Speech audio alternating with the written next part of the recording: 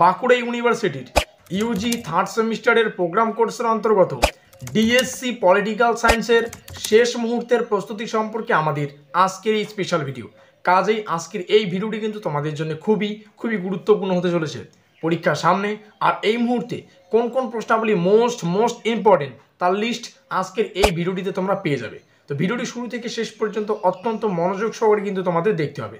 তবে আজকের এই ভিডিওটি শুরু করার আগে তোমাদের কাছে রিকোয়েস্ট, দেখো আমরা এই চ্যানেল মারফত বিভিন্ন স্টাডি সংক্রান্ত নিউজ, স্কলারশিপ সংক্রান্ত আপডেট, এমনকি সাজেশন প্রদান করে থাকি। কাজেই খুব ভালো হবে যদি আমাদের চ্যানেলটিকে সাবস্ক্রাইব করে দিয়ে আমাদের পরিবারের সদস্য হয়ে নাও। তো যাই হোক, শুরু করছি আমাদের আজকের এই স্পেশাল ভিডিওটি। তো ঠিক যেমনটা আমরা আলোচনা করলাম, বাঁকুড়া ইউনিভার্সিটির বিএ থার্ড সেমিস্টারের প্রোগ্রাম কোর্সের অন্তর্গত ডিএসসি পলিটিক্যাল সায়েন্সের সাজেশন সম্পর্কে আমাদের আজকের এই স্পেশাল ভিডিও। আর আজকের এই ভিডিওটিতে আমরা শেষ মুহূর্তের প্রস্তুতি সম্পর্কে বিস্তারিত আলোচনা করব। আজকের এই সাজেশনমূলক ভিডিওটির নাম রাখা হয়েছে ব্রহ্মাস্ত্র সাজেশন। তোমাদের পরীক্ষার সামনে আর এই মুহূর্তে কোন কোন প্রশ্নাবলী মোস্ট ইম্পর্টেন্ট অর্থাৎ 100% কমনযোগ্য তার লিস্ট আজকের এই ভিডিওটিতে তোমরা পেয়ে যাবে। তো তার আগে আমাদের একটা কোড সম্পর্কে জানতে হবে। ওকে, এখানে প্রকাশিত এবং মার্কিন যুক্ত যে কোড, এই কোডটির মাধ্যমে আমাদের বুঝতে হবে আমাদের ডিএসসি পেপারকে বোঝাচ্ছে। কি বললাম? ডিএসসি পেপারকে বোঝাচ্ছে। এই কোডটা আমাদের ইউনিভার্সিটি থেকেই প্রকাশিত।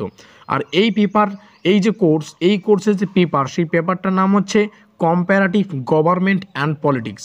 আর আজকে এই ডিএসসি বা এই কোডটির উপর আমরা ধার্য করে গুরুত্বপূর্ণ বা ইম্পর্টেন্ট 2 নম্বরের প্রশ্নাবলীর সাজেশন সম্পর্কে বিস্তারিত আলোচনা করব। ভিডিওটি শুরু করার আগে একটা বিষয় ভালো করে বুঝবে, এখানে হাতে গোনা কয়েকটা প্রশ্ন তোমাদের সামনে উপস্থাপন করা হবে। প্রত্যেকটা প্রশ্ন ইম্পর্টেন্ট। আর এই কয়েকটা প্রশ্ন যদি তোমরা প্রস্তুত করে যেতে পারো, তাহলে পরীক্ষায় 2 নম্বরের প্রশ্ন সম্পর্কে তোমাদের আর কোনোরূপ মাথা ব্যথা হতে হবে না বা মাথা ব্যথা করতে হবে না। ঠিক আছে? তো আমাদের যে পরীক্ষার প্রশ্নপত্রটা, তার প্রথমেই অর্থাৎ এক দাগে ঠিক আমরা এরকম একটা লাইন পাবো, অ্যান্সার এনি 5 কোশ্চেন্স, অর্থাৎ যে কোনো 5টা প্রশ্নের উত্তর দাও, এরকম একটা লাইন পাবো। এবং সেখানে 8টা প্রশ্ন আসে। দেখো তোমাদের জন্য একদম বিস্তারিত কিন্তু উপস্থাপন করছি কোন কোন বিষয় কীভাবে, প্রত্যেকটা তথ্য এখানে তোমরা পাবে। তো এক দাগে এরকম একটা লাইন পাবো, অ্যান্সার এনি 5 কোশ্চেন্স, অর্থাৎ যে কোনো 5টা প্রশ্নের উত্তর করতে হবে।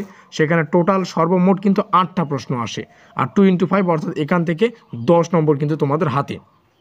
তো এই 2 নম্বরের যে 5টা তোমাদের প্রশ্ন করতে হবে, তার জন্য যে কয়েকটা প্রশ্ন তোমাদের প্র্যাকটিস করা খুবই গুরুত্বপূর্ণ।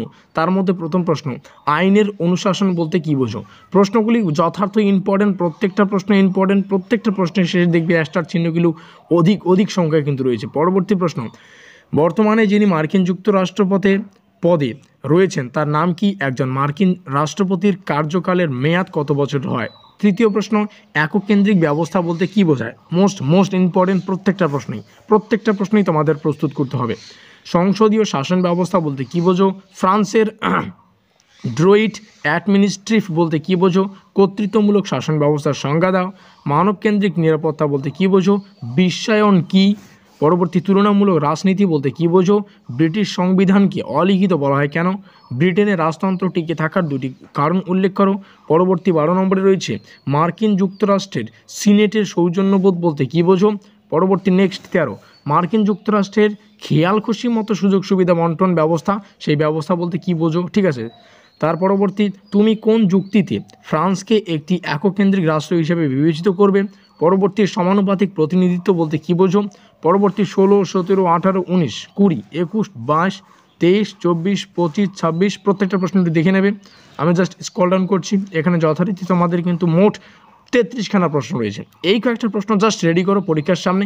এখান থেকেই তোমরা হুবহু কিন্তু পরীক্ষায় কমন পাবে, বা এখান থেকেই পরীক্ষার প্রশ্ন এসে বসে রয়েছে, এই বিষয়টা তোমাদের একদম মাথায় রাখতে হবে।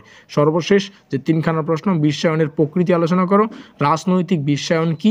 মোস্ট ইম্পর্টেন্ট একটি প্রশ্ন। এবং সংসদীয় বা পার্লামেন্টীয়, এই বানানটা একটু স্পেলিংটা কারেক্ট করে নেবে, সংসদীয় বা পার্লামেন্টীয় সরকার কি? এই হচ্ছে মোস্ট ইম্পর্টেন্ট বা শেষ মুহূর্তের 2 নম্বরের প্রশ্নাবলীর সাজেশন। এই সাজেশনটা কি বলা হচ্ছে? ব্রহ্মাস্ত্র সাজেশন। যারা পড়বে না তারা পরীক্ষার পরে এই ভিডিওটা একটু মিলিয়ে দেখো, এখান থেকে প্রশ্ন এসে পরীক্ষা বসেছিল। তো ভিডিওটির শেষে যে বিষয়টা একটু ভালো করে বুঝতে হবে, দেখো কমেন্ট বক্সটি সকলের জন্য খোলা। তো তোমরা কমেন্টে এটা জানাতে ভুলো না আজকের এই ভিডিওটি তোমরা কোন কলেজ থেকে ওয়াচ করছো। এছাড়া পরবর্তী কোন সাজেশনমূলক ক্লাসগুলি লাগবে তোমরা অবশ্যই সেটা কমেন্টে জানাতে পারো। ডেসক্রিপশন বক্স, যেখানে প্রিভিয়াস ক্লাসগুলির লিঙ্ক পাবে, সেখান থেকে তোমরা অবশ্যই দেখে নিও।